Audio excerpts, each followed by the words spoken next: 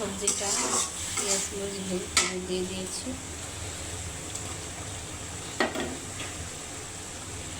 এবং টমেটো হয়ে গিয়েছে, মাছ হয়ে গেছে।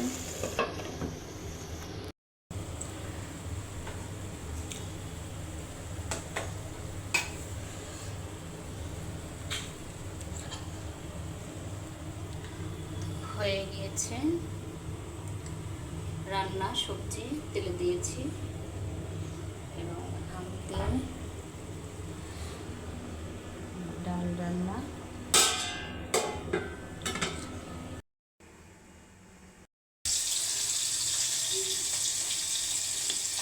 আম ডাল তেল দিয়ে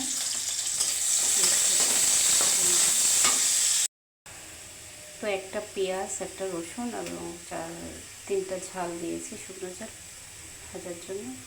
আর এখানে 2টা কাঁচামরিচ দিয়েছি এবং অর্ধেক আম দিয়েছি। ডাল হয়ে গিয়েছে।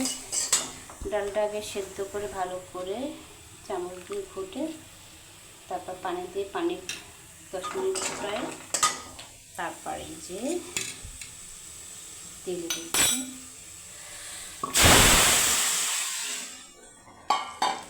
তেলটা হয়ে গেছে, এবার নামিয়ে ফেলবো।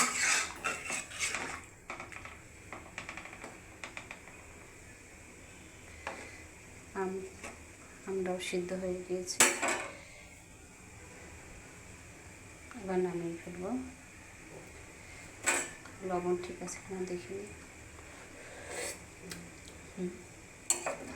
লবণ ঠিক আছে।